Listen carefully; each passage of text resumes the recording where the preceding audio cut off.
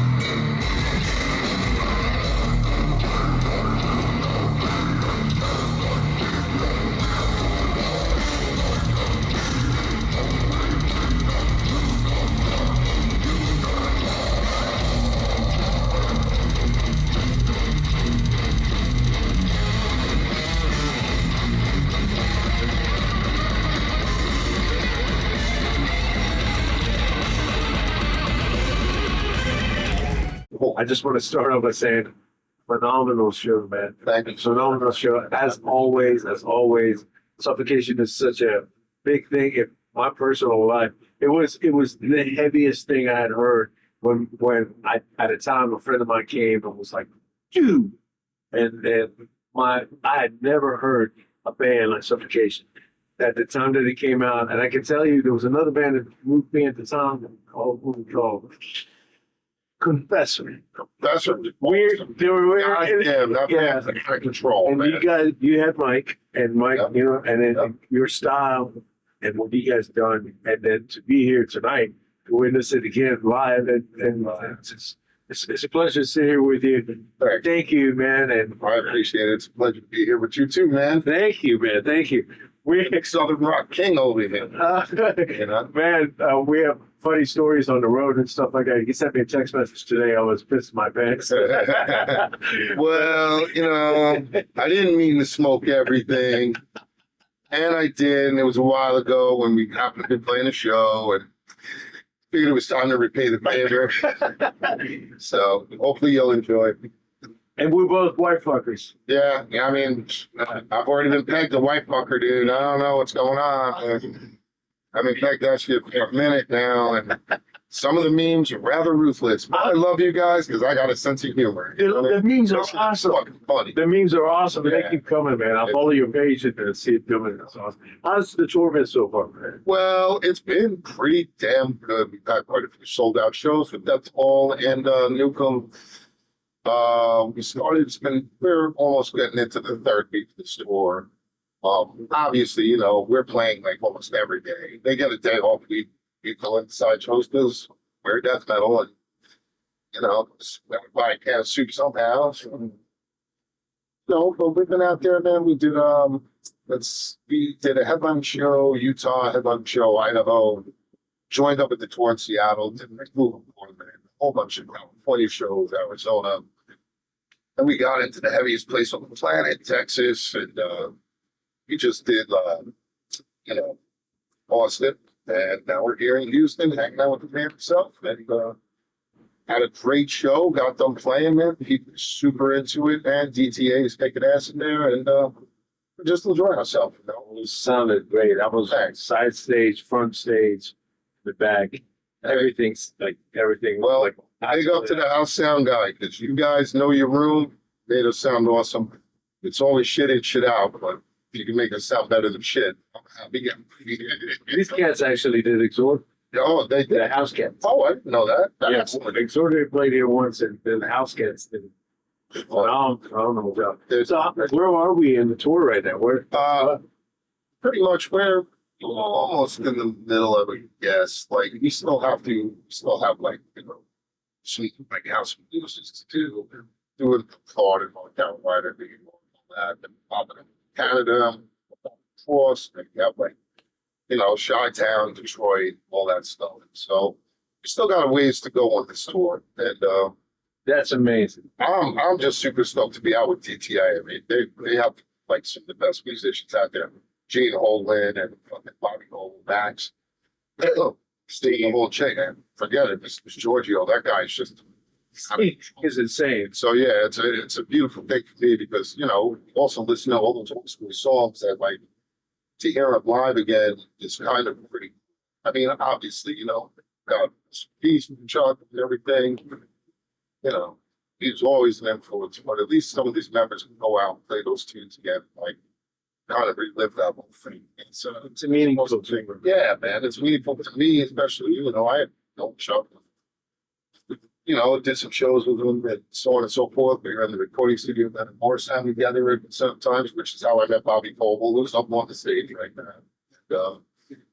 And, those memories will never die in my brain. I would need pictures for it. So that's what Chuck is to hear.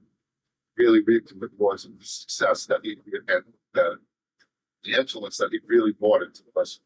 I think it's beautiful, man, that is the torch is being, Yeah, kind of passed down. that you guys played here tonight, and you saying this tonight, and like truly is living through our hearts. Yeah, That's a course. That's absolutely amazing. Preston Howard, Chuck, man, we love you, buddy. As a guitar player, man, I gotta jump into it, man. I Okay. gotta jump in. You're so unique. I want to talk about your guitar, your style, we were just earlier talking about pickups and all that. You're a very calculated individual. Try. Where did it all begin for you? Oh God. Well, I mean, I was a young kid. I didn't know what the hell I was going to do with myself. And I was maybe about 7 years old. I got my first acoustic guitar, and I ended up smashing it. It was like my grandfather's. I thought I was in the so I did that. But then around 11 and 12, I picked up a really cheap old Kramer guitar from a friend for like $8. And I mean, it was a beats of shit guitar. It had like 4-string organs, POS. Obviously, it wasn't treated with care. And for me, I don't know, at that point, I was just like, man, I really got a guitar. So my mother, man, she went out, picked me up a Ibanez, and it's a Roadster 2, purple. Oh man, It was a pretty badass guitar. I've done the whole triple pickup thing, double coil in it. And after years and years of playing it, I wanted to impress. And then I shitting out, I thought I'd watch a Molly video or Triumph, video or like public access station, and I'd sing those BC Riches, and I was like, fuck, I gotta get one. yeah, So they stand out. yeah, and Quite 13, unique. Nothing like it. at 13, I got my fucking first BC Rich Warlock, and Yeah. I mean, I bought the fuck out of it. I bought the neck, popped the frets out of it. I mean, I just killed the Taylor that was on it. But it was a beautiful guitar. It was something that, like, I don't know, for some reason, I just felt comfortable. And no matter where I sat in or whatever, I didn't have to worry about that heavy thing, all that kind of shit, because I could just lock it in on my body. So I thought that was really a neat feature. So I started playing on those Warlocks, man. I mean, I did have a couple of Ibanez and things like that, but they just never held up to, I don't know, my BC Rich never got first semi-exclusive endorsement in 1996. And I mean, I dragged that guitar around the fucking planet. And it was, I mean, it's been dragged across stages and fucking battered and beat. It went head first off a fucking stage and had trees.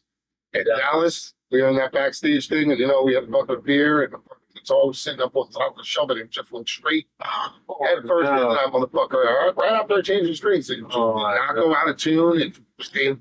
I was like, this thing's a fucking weapon. So I've shelved that since. I've got my 2 girls that I play with. I've got a love for BC, which is a whole knockoffs.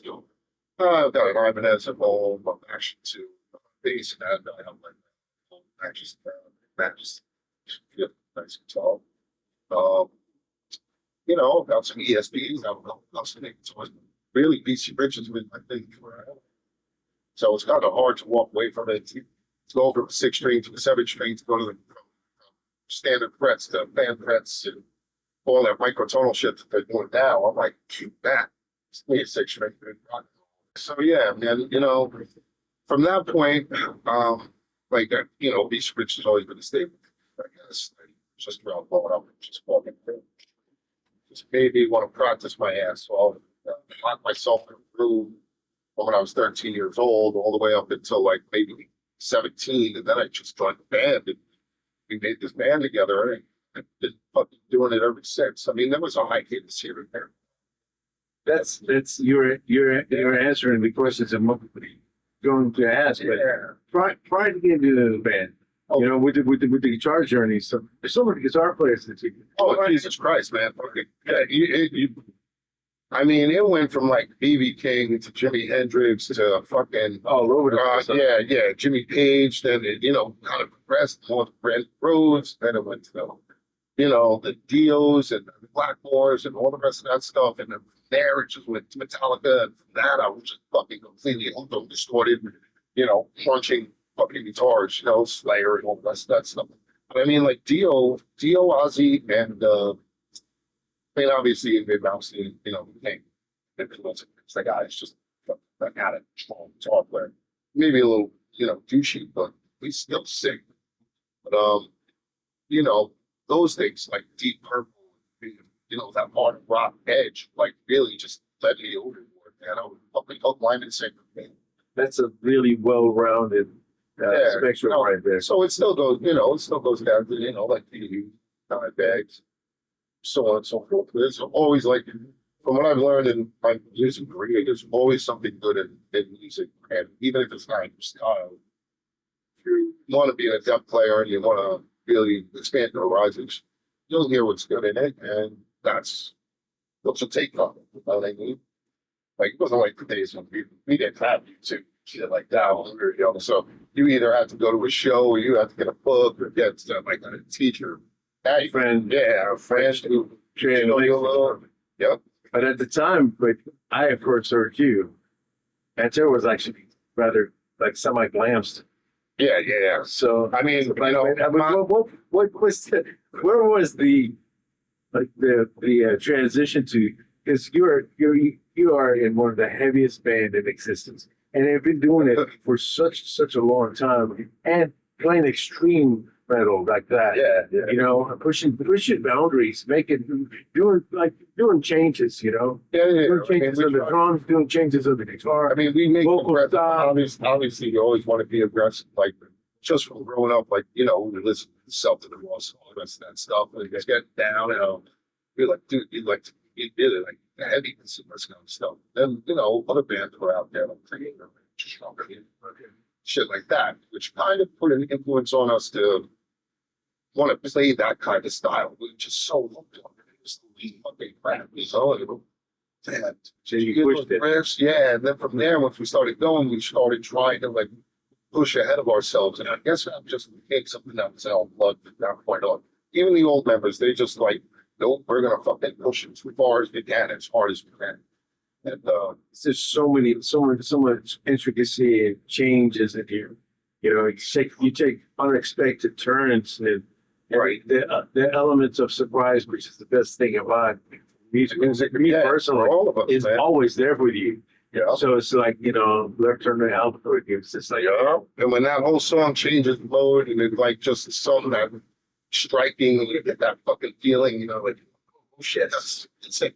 That's what it's all about for us. I mean, we don't want to recreate our wheels, so to say, like after 30 some years, but it was like the aggressive stuff. I mean, now the technology is out there, man. Everything's all perfect. Everything's on digital. Everything's edited to shit. Like, it got that to me kind of was the like bad side of what's coming in, like music and hard metal and death metal and speed metal and shit.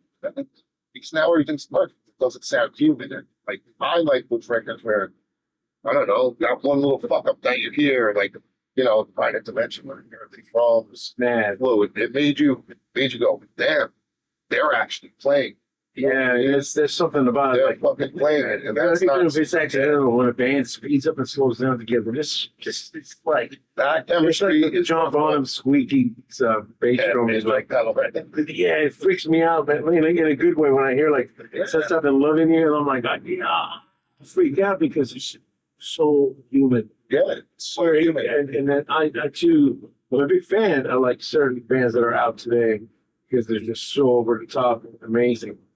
But it's sounds Yeah, it's not so so mechanical. mechanical. And then they're writing it in their bedrooms and whatnot. Right. And there's just a difference about cats getting in a room. Having that chemistry, man, is so hard to achieve nowadays because, with the advent of computers, people just be at their house and talk to each other and try to plug plates and We even did that. yeah, I mean, but at you the have end to of the do day, it. you want to You want to room. get in a room and you want to rip it together and You have to- get that feel. So shit, maybe we should try this. For fucking sake, and then and over the course of time, things evolve and it becomes that child. And, I love that. Being in a that's band what- where you have when you have to work remotely when you're in a band where guys are in 4 different states or some bands are like that. That's different. And you really acknowledge you just come in handy for that. But nothing substitutes that. And I envy that because it's been a while for me being in a room for personal. Yeah. Not to talk about myself. But I just want I'm speaking of how valuable and important that is. Yeah. Because you never know. And those like speeding down, slowing down. Sabbath did it. There's in so many instances that's Just happened. getting that feel from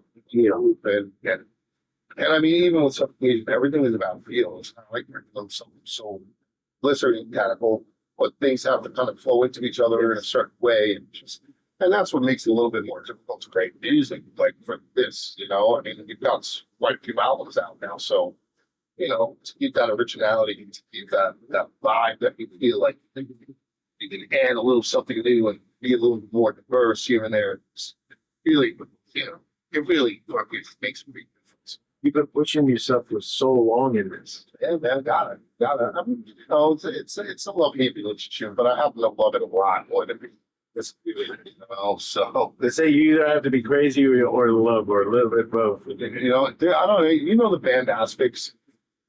These guys, they're all just like these just giant dudes from, fucking over in the Netherlands. So I run into him at a festival, and Alan's a friend of mine. He's really nice, super nice. He's a giant. Like looking up at him, like, damn, I'm such you. I was like, why don't we go, a couple weeks or, tour or something, it'd be cool. Something we should ask out together. Something. Maybe in North America. He was like, we don't do that stuff anymore. And I was like, what do you mean? And they're out there going. I was like, we tour all the time, and I'm old, old for 50. And I was like, oh man, you're crazy. I'm like, to see this giant dude tell me I'm crazy, I'm like, I was like, really?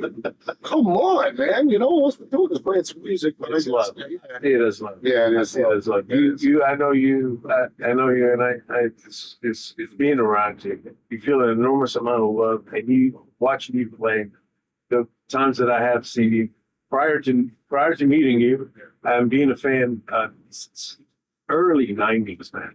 And yeah, what you Nah, I can't. It's just get you going out. It's bullshit, But I've had those problems before, but so what's in the works? It's someone like you can't. no, we can't Yeah. sit still. I mean, No. it's been a while since our last record. It's 6 years or something. And I mean, we've been touring nonstop. Obviously, COVID fucked everything up for like 2 years, which really blew it. And it made it pretty difficult. Very lucky that the band survived and all. See, it's a band team. But after this tour, they're heading over to Europe. We're going to do all takes usually down a couple weeks over there. Nice. And then we're going to come home and basically track all the new stuff that we have. So we can get that set down. And, we'll work on covers, being album, the grounds, and hopefully in September that will come out. That is super exciting. After we get those records out, we fly back over to Europe again to do festival season. And then hopefully once that album comes out, we'll do another North America run, back and hang out with you guys. rock and roll, have a drink or something. Absolutely. You know, That truly makes me excited to hear that, man. That Yeah, you're going man. back into it's That's serious, super exciting. it's serious endeavors, it's serious work. Like I know, man. You he's killing it, our singer, and Derek was doing his thing, and like Eric, he's pretty much just a freaking machine on the drums. So it's like you have good elements like amongst the band now, which should make it pretty. yeah, I'm looking very cool. We're trying our best for you guys. You know, it's always going to be suffocation, no matter what you want, no matter what you expect. Well, from a fan and a friend, I want to thank you for allowing me and Brett on your bus. Hey man, anytime it's a bandwagon, it's not a bus. We're still underground. Don't forget it. I want to sincerely thank you. Anytime, Yeah, Marcy, and anytime. thanks Man. for You being know, on here. you're a homie of the homies. Best of luck on Thank you. the rest of the tour. And man, I am so excited about the new record, man. Thanks, man. Right there in the middle, about 11 minutes.